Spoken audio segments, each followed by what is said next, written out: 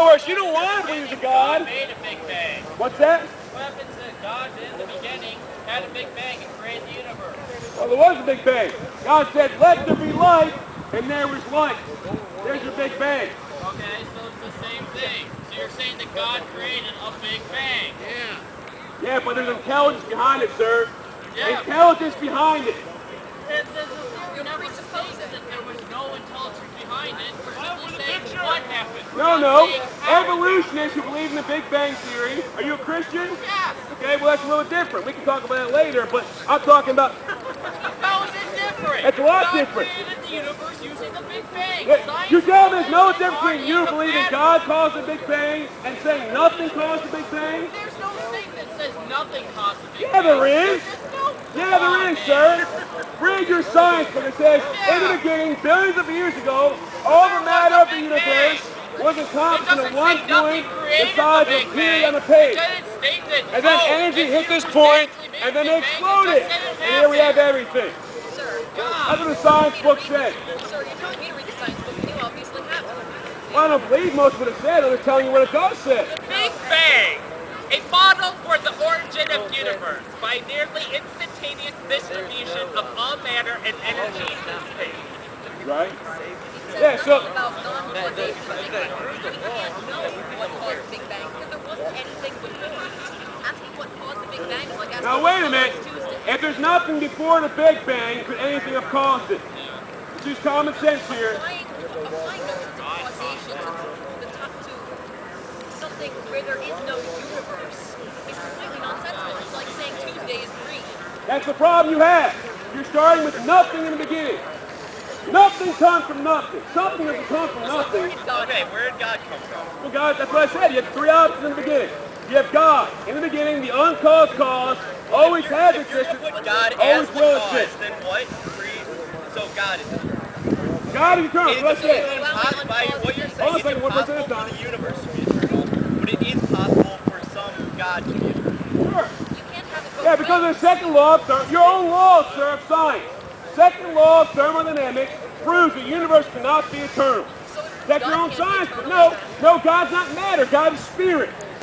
God is spirit, the Bible says, not matter. It's the second law of thermodynamics does not apply to him.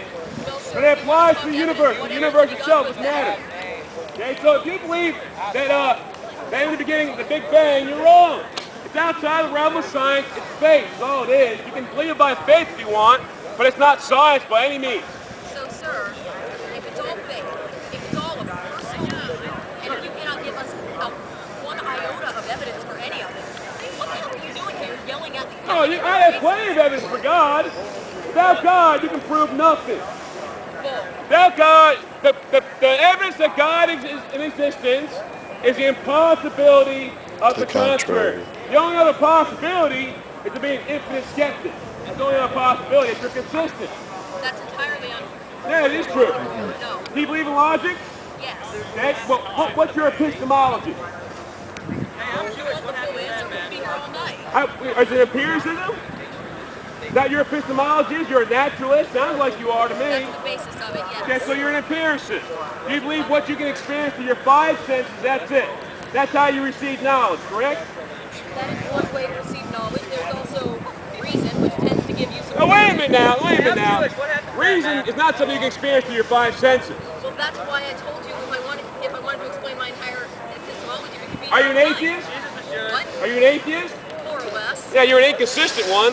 Yeah, reason is something that's in your brain. Okay, you want to follow... Logic is something that's in your brain. Okay? It's not something that exists. You can touch, taste, smell, feel, or hear. You can't experience through your five senses something that's in your brain. So is logic. So is morality. Yeah, but most people agree that the laws of logic are universal, but they're also abstract, immaterial entities. So if you're an atheist, you're an empiricist, you have no reason to believe in logic. That's right. Now you may use logic, as most atheists do, but you can't account for it through your own worldview, through your own epistemology, that I know what I know through my five senses. Logic is that's in your head, in your brain. Following logic, if you make a claim and if your position is defended, if you're going to claim to me that God exists, You need to be able to defend it. That's what I'm doing. Yeah, listen. That's what I'm saying. If you don't believe in God, there's no logic. There's no logic. There's no reason. Now, most atheists will say that we came about through random process over billions of years, called evolution, macroevolution, and here we are. But that's true. There's no intelligence behind it.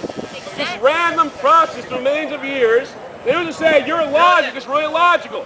What standard are you using to say logic is logical and illogic is illogical? Sir, number one, evolution is not a random process. It's not random? What? Then is there intelligence behind it? No. Then it's random.